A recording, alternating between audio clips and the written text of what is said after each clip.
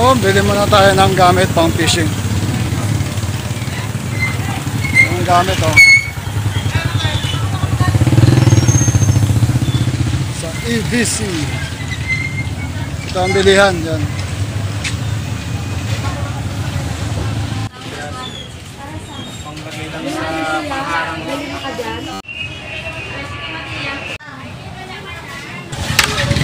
Walang number 18 na size ng nylon, kaya di pa tayo sa kabilang tindahan. Ikot na namin lahat dito. Number 18 nylon 70. Ano ba?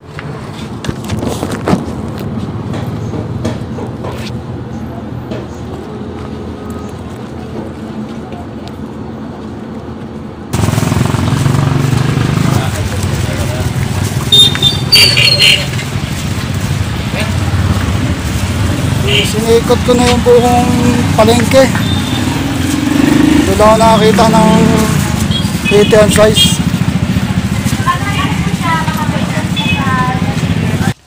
Yun, at ito na yung mga binili natin. Ang size 80, tatlong labay ito.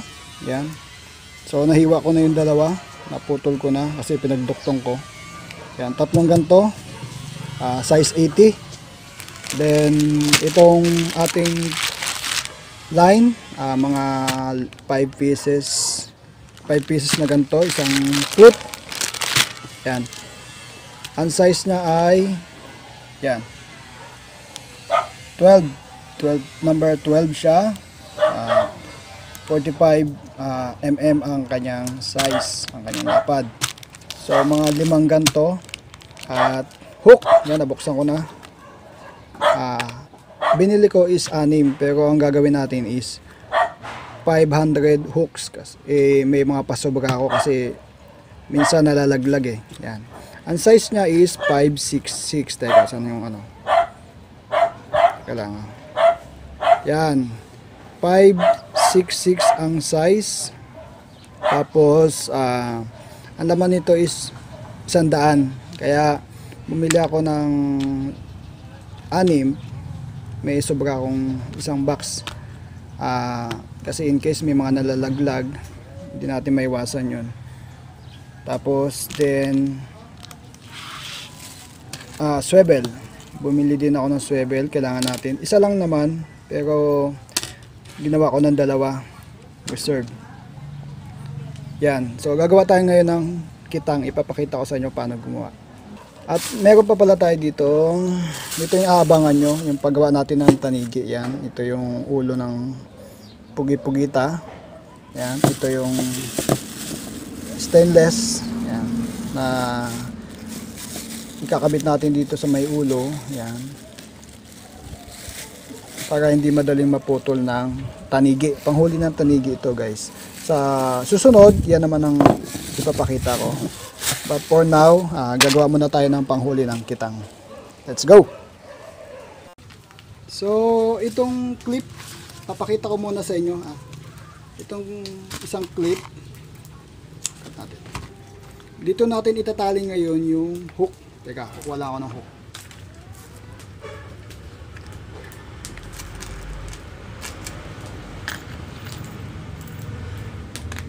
Yan. So, ito yung hook. Yan. Eyeless siya. Yan. Yan. Ito. Then, itatali natin ito. Itong sukat na to, ito na talaga yung buo. Okay? Gugupitin natin siya sa palang. Isang gupit lang. Yun. So, magiging ganito siya. Yan. Itong haba nito, ito na yung haba ng lahat ng itatali natin doon sa pinaka long line natin dito. So, magtali muna tayo ng isa sa isang hook. So, ang hook natin is 500. Kaya, 500 times tayo magtatali ng hook. So, ganito naman ang pagtatali ng hook. Okay, yan. ipatong yung, teka, nakikita nyo ba? Yan, patong yung ganyan. Ito yung hook, ito yung dulo, patong nyo. Then yung kabilang dulo, ito yung mabilis na way para makapagtali ng hook kasi dami, 500 yan. Ito, patong nyo ganyan din yan, maging ganyan siya, kabilaan, ayan. Then ikot nyo lang, ikot nyo ng mga 2, 3, 4, 5, 6, 7 yan. Tapos sihilahin nyo to. So pwede nyo kagatin, agatin nyo na lang. Itong kaagatin nyo, itong nakalampas, ang kaagatin nyo itong nakalampas, yung nilagay ko dito, wag yung dun sa likod. Ito, baka masima kayo, ingat ingat. Yan, agat natin.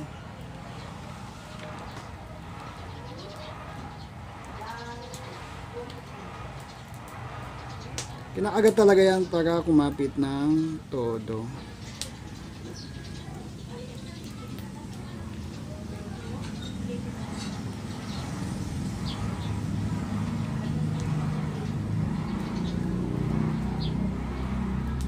Yan. So ganito na siya.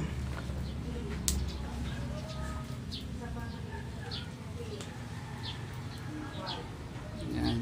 Op, di ba kita? Yan. Yan, ganyan na siya. Okay. So ito sobra. Pwede nyo naman i-cut.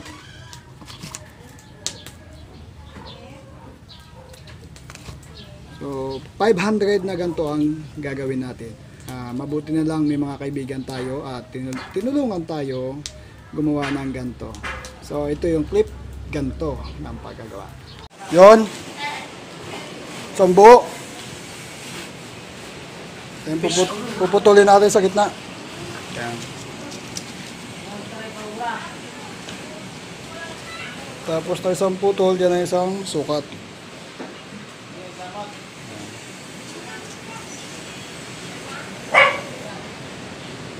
Pakita mo, Nel. No? Pakita natin.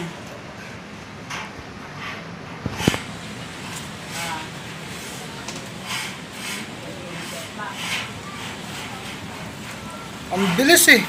Dahan-dahanin mo din. Sige, sige, sige. Dahan-dahan lang, dahan-dahan. Basic lang yun. Basic lang. Pakita mo muna yan.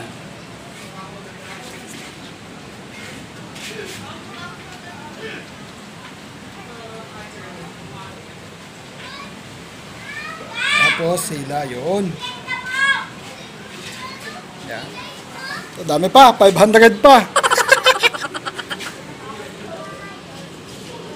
Ngayon, dito naman tayo sa ating long line. So, kukunin nyo yung pinakadulo, ito, at magdidipa kayo ng mga 15 dipa. Yan.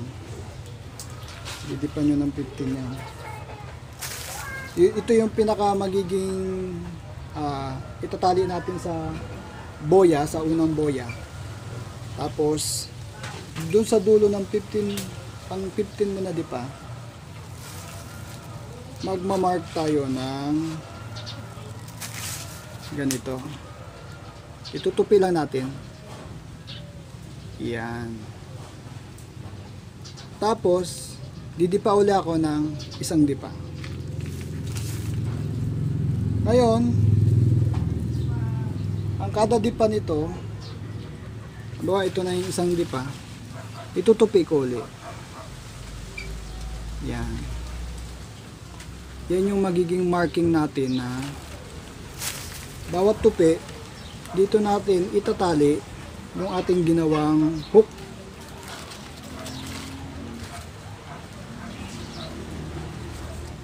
Ito, yung ginawa natin, ito, dito natin itatali yan sa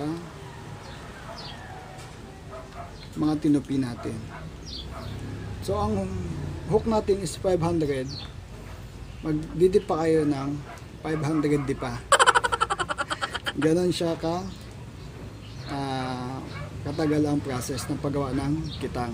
So pa nakikita nyo, napapanood nyo kung paano ginagamit yung kitang, napakadali lang. Pero yung process ng paggawa is napakahaba. Okay, ganun lang yun. Ididipa-dipa muna natin tulad ng ginawa natin kasama yung ating mga kaibigan. O, didipa lang ha. Dipa. Tapos tupi. Ito yung palatandaan ito na dito ikakabit yung kawil, yung ginawa natin kahapon.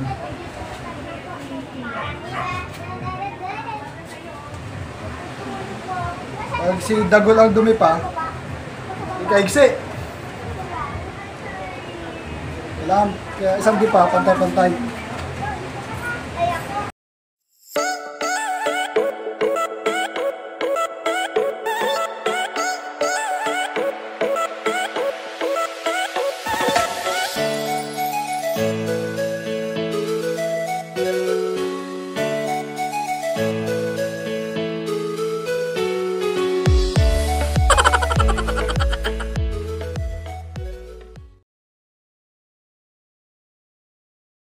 Okay, ang way naman ng ating pagtatali dito sa ating mga tinupi ay ganito lang. Gagawa tayo ng isa. Ito yung tupi. So ito kailangan higpit. Tatali ko sa aking paa.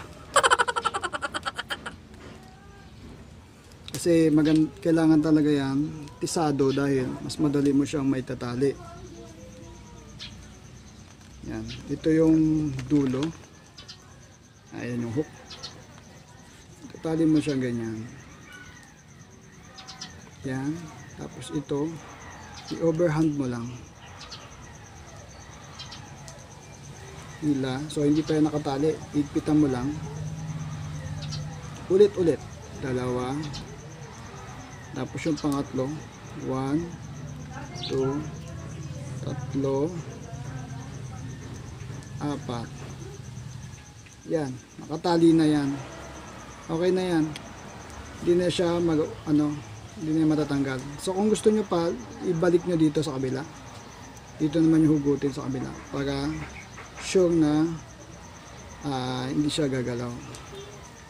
Pero ayun na yan. Ganyan. So 500 uli na ganito ang gagawin natin. Okay, tulad ng ginawa namin ng tropa. Ay, kulang pala kami isda noon. Kulang kami, sila palampasan ni Bastante. Dahil kinabukasan kami umuwi. Kulang pa kami na 2 box pa oras sa amin isda. Ang regulis pa.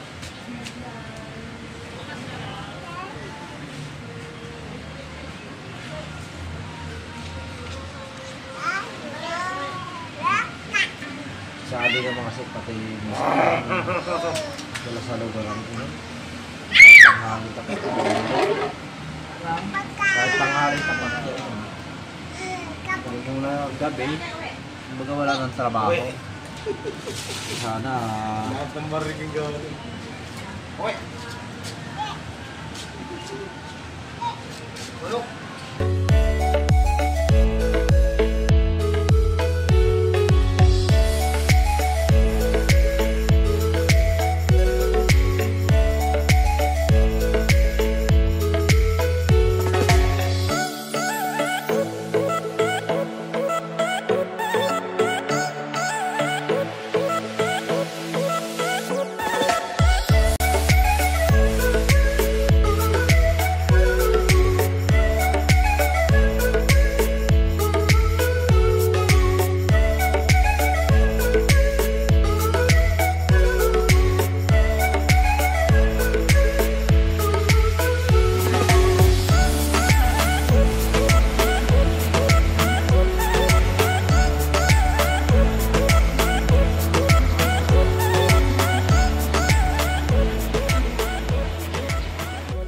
So meron pa tayong gagawin, no? Kasunod, kailangan pala natin ng PVC. Yan. Yung dinala ko doon is yung orange. Then ito kailangan natin ng PVC. Dito natin ilalagay yung hook para hindi magulo. Kasi pag nagulo yan, wala na. Mahirap mag-ayos. Okay. So itong PVC hihiwain natin ng ganyan. Tapos yung hook dito natin i-insert tulad ng nasa video.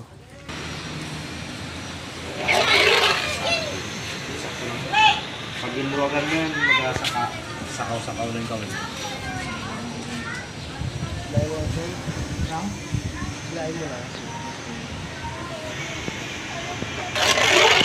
Oh, medyo ka.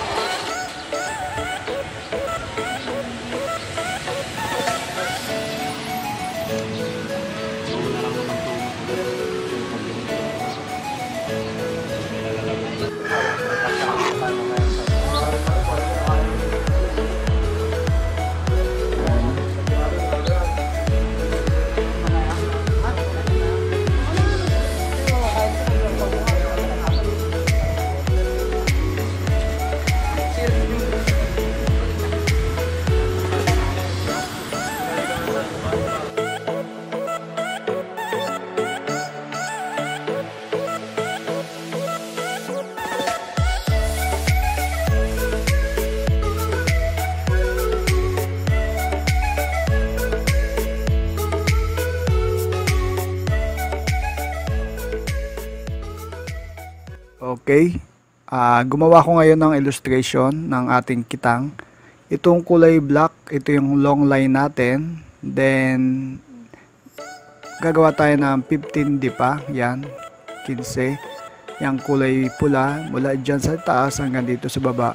Dito pa lang tayo magsisimula nung pagtutupi. Okay, dyan sa mga tupi na yan, dyan tayo magsisimula magkabit ng ating mga hooks. So itong mga hooks na to, yung sabi ko nga is 500 hooks ang ating project.